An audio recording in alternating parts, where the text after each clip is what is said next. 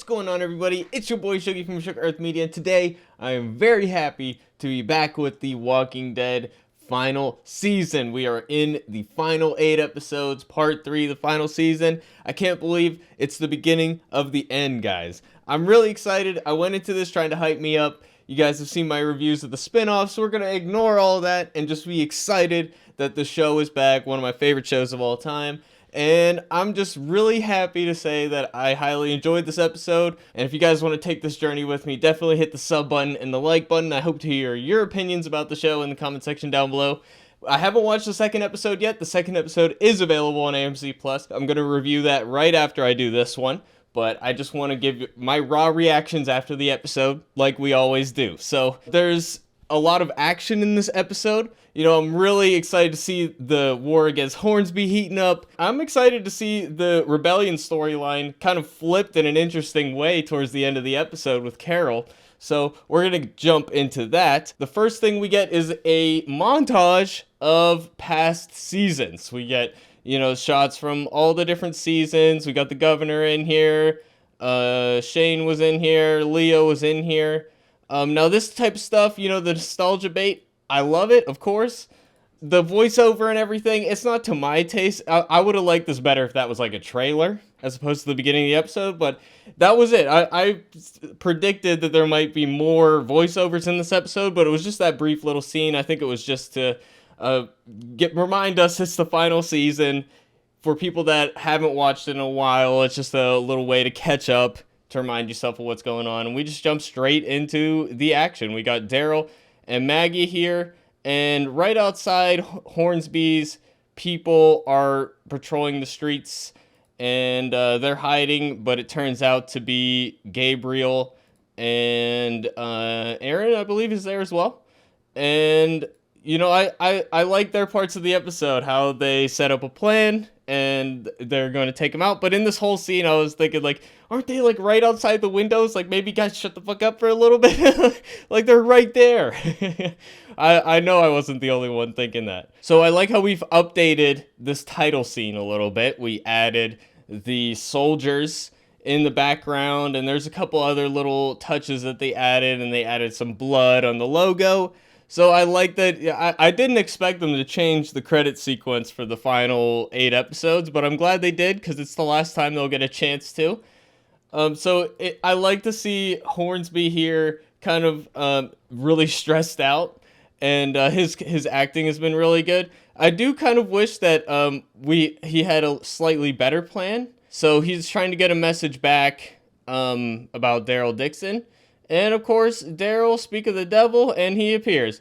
Now, we're going to do some nitpicking because, I like these scenes. You know, the action scenes, the thrilling action scenes and all that. It strains believability to me when, like, you know, he's dead to rights right now. Like, that's not too far of a shot.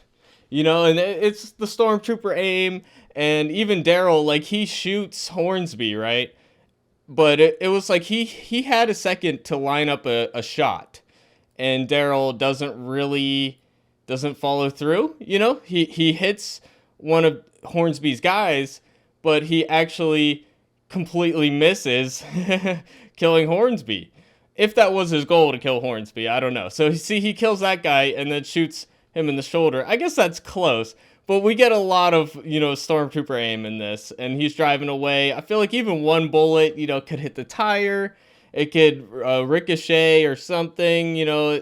I get, you know, there's car doors and whatnot. I'm not going to impress on that too much, but the bullets I feel like they would hit him at some point. So I forgot to mention that in this scene right here, where Negan is driving, getting chased, and then the car chasing him gets T-boned by Daryl.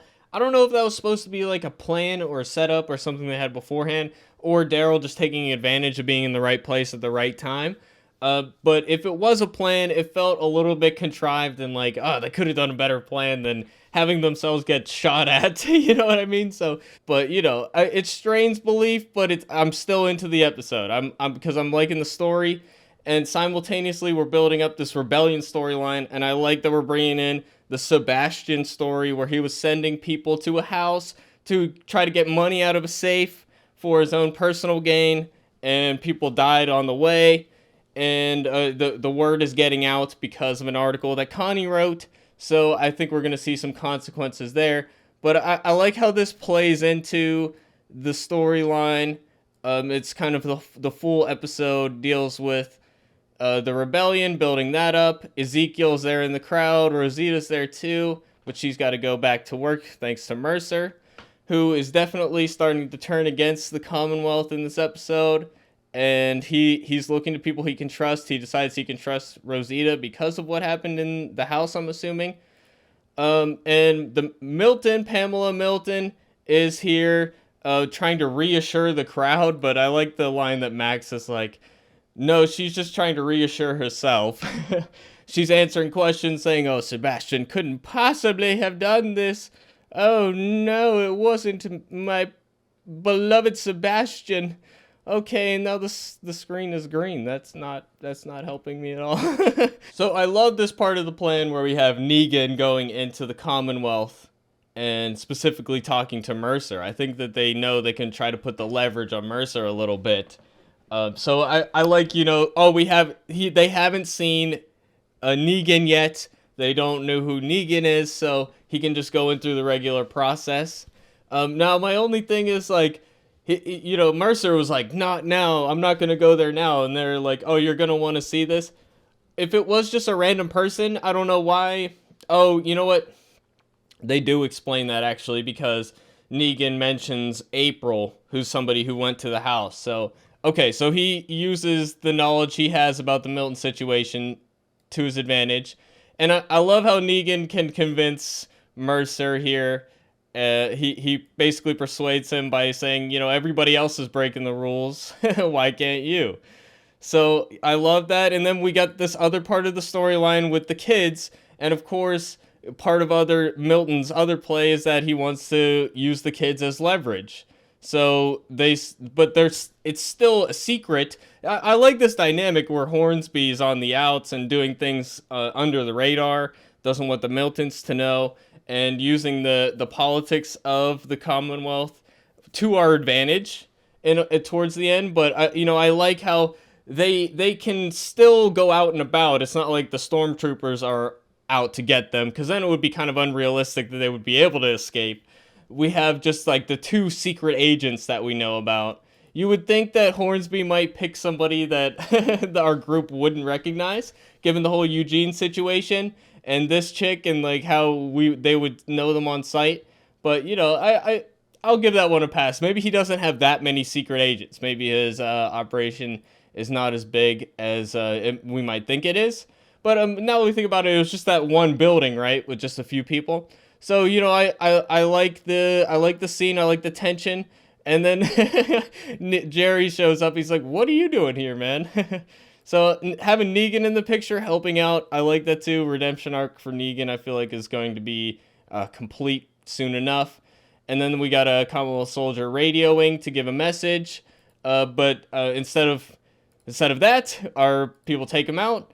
And we get a lot of like he's got a gun out, but he doesn't have his finger on the trigger, which you think he would. And also, just because you stab him in the back doesn't mean that he can't pull the trigger. So it's little things like that throughout the episode with the shooting at the cars and all of that. It strains my belief. It doesn't hurt my enjoyment, though, because I'm into the story overall. They set everything up. Everything's starting to pay off. I'm liking it. The action scene's not 100% like on the screenwriting side of things satisfying to me. But, it's at the end of the day, that's a small nitpick, because that's really never what the show's 100% been about. So I love the scene with Negan and Carol. Them together is interesting. And I like them coming up with a plan. And here we got Pamela facing off against the crowd. And this was a scene I didn't really get. So we get the crowd. And we get several scenes with the crowd where it's like, oh, things could break down here and things could escalate here, and then the crowd retreats. And then towards the end, it escalates, of course. Eventually, it escalates. It's just like, why does it not escalate now? What is it about this scene? And I think they want you to say, oh, it's what Yumiko says here. So Yumiko has a big speech, but my thing is, like, she was just pretty much saying the exact same thing as what Pamela was just saying. You know, oh, we had nothing to do with it. We're going to try to find out what happened. And it's just like, just because somebody who says it a little bit calmer, the crowd suddenly believes it and turns around and goes away. I don't know. I didn't really buy into that. I wish you would have said something different. You know, maybe, maybe she comes up with a lie on the spot. We have a suspect in custody. We are questioning them right now. Investigations are undergoing. You know, something. I would have liked to see something like that. Maybe they brought Mercer in here to settle the situation. Something like that. That would have made sense to me. I do like seeing Yumiko effortlessly lie. She's just saying the exact same thing Pamela says, and then in the same tone of voice, she responds to Pamela asking her about Connie, and she's she just says, "Oh, Connie didn't write that." No, in the same tone of voice, and I think Pamela catches on to that, and I think Yumiko knows that Pamela catches on to that. So, basically, Pamela knows when Yumiko's lying, I think. So I like that. And then Pamela gets on the radio and says something. She says B14 and it's going the right way or something like that. Some kind of coded language. And I believe, I can't prove this, but I believe that she is calling for her soldiers to bring the Horde, because the Horde immediately comes in conveniently and gives her an excuse to lock down the city and to get the crowd to disperse. So in my belief, she is calling B14 means let's get, whether they have aircraft or they have some kind of vehicles, to distract the Horde and direct them this way. I think she's calling the Horde. That's my guess. I don't think we get confirmation either way about what exactly that means, but I think we will find out. And here we got a scene with Yumiko and Magna. Of course, they were previously in a relationship. They broke up. And now, I don't know if they're trying to rekindle that or if they're just working together. Yumiko wants the rest of them to have an escape plan, but Magna's like, no, we're not leaving without you. Curious to see where that's going to go and how Magna's going to play into it, because I don't know. She's a character that needs something to do in this final arc. And here is when the guy makes the announcement that a Horde has breached the outer walls, and you guys need to disperse and all that. And that's why I think the Pamela thing was calling for that. Like, literally 2 scenes later, it's a Horde is locking the city down. And then, we got I like merging that plot line with the kids are escaping. They're going to their hidey spot, but they're being pursued by the secret agents again. Now, Jerry gets people in the crowd. He gets people like, hey, we need help. And then they immediately know what to do. Like, I don't know, maybe he pointed at them or something. But it was a bit jarring, just because, like, how did they know instantly what he meant? How does Jerry even know these people? Jerry's a popular guy. We all like him. He's a likable guy. I believe that he's got friends on the inside. I believe that, they've been here how long? Weeks, months at this point. So, of course, they know people on the inside. So, it shouldn't be too surprising. But at the same time, it was just a little bit sudden. But, again, that's one of those things. It's a nitpick. I'll look past it because I'm into the story. So we got Negan and Carol here looking through. I think they're looking for a hiding spot they're looking for Sebastian, and they talk about how Negan has a wife and child now. I like the scene. It just about feels a little forced. I don't know. There wasn't really, he just kind of offers that up out of nowhere. But, of course, he's a changed character now. That's what he's thinking about. That's what's on his mind. And he just wants to let her know that he's changed, I guess. So, ultimately, I like that scene. So, again, another nitpick. You guys already know. That's what we do on this channel. And we got another kind of planning scene where our cast comes together, and your boy Shoogie's like, they're right over there. Maybe shut the fuck up. But again, nitpick. I do like these camera angles. Again, one thing I gotta praise this episode for is the scope of the episode. We get new locations. They go underground. They, they have big crowd shots. They got the horde. They got the protest scenes. We got a lot of high budget scenes. This looks like a money episode. You know, this isn't a money saving episode. I appreciate we went big with the premiere. I just had to say that. And this shot just looks so cool. So we are kind of hatching our final plan. You know, that we're surrounded. We need to find a way to get around them. And then Negan's wife, no, it's not Anne, right? I forget what her name is. Anyways, she looks over to the sewer grate, and I feel like that was a shout out to season 1, episode 2. So I feel like that was a shout out to episode 2 of the first season, because when they're trapped in that department store, they're looking for sewer grates on the street outside to see if they can use the sewers to get out. So we have a similar plot line here, and we end up going down into the sewers, and their plan is to draw the soldiers down there, which I like. So we get an escape scene here, and then it's a classic hide, and then he almost catches them, and then he doesn't, and then Jerry, I like that the neighbor sees them out there, and Jerry asks for a favor. You know, that's the neighbor right there. So I like that touch. That was nice. And then we're in the sewers, and I love the sewer set. It looks cool. And now we had a similar thing with the kind of metro subway station in the first episode of the season.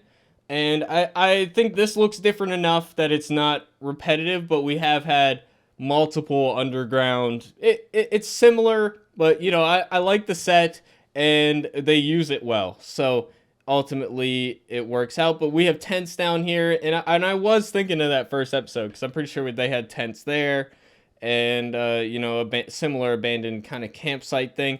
And this is where they hatch the plan. Let's draw them in, and he shoots into the air to try to draw some attention to them, and I like that plan. It makes sense.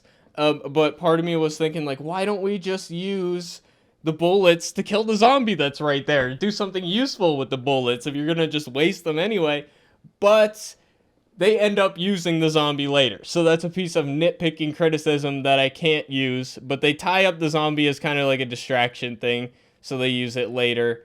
I think it is actually a different zombie, because the zombie that I'm talking about was wearing a dress. This scene is them finding Sebastian's hiding spot. I like the idea here. I think it's a bit, it just looks a bit too obvious. Like, somebody would definitely notice that. I don't know. I have trouble buying into it. I feel like the plant was not that obtrusive to the point where you wouldn't see that there's just a door right there. You know what I mean? So, I don't know. That part, I like the idea. Just the execution could have used a little bit more subtlety. But I like finding Sebastian in his little hidey hole, and he's peeing in jars. And so I really like in this scene what Negan has to say to Sebastian when Sebastian's like, "Do you know who I am?" He's like, "Do you know who I am?" Because we all know that is the much more important question here to be asking. Negan is much more noteworthy than this little shit. So here we got the protest crowd coming back, finally standing up to the lockdown orders there. After, I don't know what it was that makes them change their mind, you know, like, we're going to obey the lockdown, we're not going to obey the lockdown. And then we got Carol and Negan bringing Sebastian out in a way that I think they could have probably done a slightly better job. He gets spotted instantly, and Negan has to fight with some people. And there's a point in this where he's like, "Hey, everybody shut up for a second so you can hear the zombies." And I'm like, I don't know. It was quiet before you showed up. So before you showed up, wouldn't they've heard the zombies? And also, like, so that just all of a sudden, unless they're like playing the zombie sounds on a loudspeaker, which they could be doing that, I guess. Maybe that would actually make sense. But yeah, so he's trying to prove to them. That's the first evidence, other than the drone shots that we've got of a crowd of zombies. That's the proof that these protesters have that there is an actual horde. And I was surprised they didn't have a line of dialogue of one of the protesters saying something along the lines of, "Oh, you're just making that up. It's a convenient excuse. some leader in the crowd that would sway the crowd against them. But yeah, it's also clear that the Commonwealth is not really prepared for a protester situation. Maybe they haven't had to deal with that yet. They, of course, they're kind of in riot gear, but usually they would have more like non-lethal weapons in addition to the guns that they have. Whether they have the shields, whether they have the pellet guns or whatever. But of course, this is not quite as well equipped as the real world today. So they throw some stun grenades into the crowd, and I think it's an effective scene. So the protesters scatter and whatnot. It didn't get quite as bad as it could have. It's just a little bit of tear gas. In terms of The Walking Dead, it's like, oh, a little bit of tear gas. Oh well. But anyways, we get this scene with Mercer and Rosita, and I like their little bonding moment. And Rosita's like, yeah, I'm on your side. I'm gonna help you out here, but my family is my priority, which I like that. And then she asks the question, why were the zombies able to get through the first blockade? And I think my first gut instinct was, oh, it's obviously the variants, because we know that's coming. It was in the trailer. We're looking forward to seeing that. But I don't think that's why. I think it's the B13 or 14 or whatever that code was that Pamela said that meant let the zombies in. I think that's what it actually means. So I liked that line of dialogue. I think they did that on purpose, though. I think they want you to be questioning that. Like, is it the variants? Because they know we expect it at this point. So yeah, I think it's a good scene. I like the Mercers turn into our side. You can see that already. And we're fighting the Horde and whatnot. I feel like they would have maybe had a slightly better plan. The guy gets ripped open, which is it was a great effect. I don't know if this is supposed to be maybe a sign of variance because the zombies are a little bit stronger. They were able to actually rip them apart, or if it was just the fact that there were so many of them. But when Mercer was like struggling with them, I'm like, why doesn't he shoot the zombies? If you shoot the zombies that are grabbing him, you'll be able to bring him in. So again, and especially because there's a mounted machine gun that somebody's using. I don't know. So that scene, these, again, little nitpicky things for the action scenes in this episode. But, again, it doesn't hurt my enjoyment all that much. So, don't get mad at me in the comments, okay? So then we get a scene with Yumiko kind of confronting Pamela. And I was like, okay, where was this energy, like, all day? Why is it now? Why is now the time to make this confrontation? So I was a little confused what it was that made I'm glad she finally did say the things that she was saying, but yeah, like questioning why are you so sure that Sebastian didn't do what he's accused of? So I think that we should have had that conversation earlier. But of course Pamela here is like, we had to do the tear gas with the crowd. Yumiko says it makes us look guilty. I gotta say I disagree. I think that Pamela did make the Horde manufacture it on purpose, but if it wasn't manufactured on purpose and there actually was a Horde in the area and there was a lockdown order, I think that actually makes sense. I mean, the public safety angle does make sense. You don't want people wandering around in the streets when there are zombies loose. You want people secure in their homes, in a place where they can manage all the entrances. You can lock the doors, lock the windows, etc. So, yeah. So I don't know. I don't know that it necessarily makes them look guilty that the tear gas thing happened. If the tear gas thing happened without a Horde thing to support it, then I could see that. But of course, people are going to say what people are going to say. So the protesters would view them as guilty either way. So it works ultimately. I like Negan and Carol bringing in Sebastian here, and she just totally slaps him, and she's completely kind of when she actually sees him, she's saying all the things that other people are saying. So I like that part of it, and of course we know that he did do what he's accused of. Now he didn't exactly murder them; he just hired them to do a job off the books that ended up getting them killed. So, there's complexity to it, but he ultimately did do what he's accused of. But I really like Carol's plan here to she wants to turn the Miltons against Hornsby. She's explaining what's going on with Hornsby, that he's taking us out. She doesn't know about it. The Miltons don't know about it. I really like how she wants to turn Hornsby into the patsy.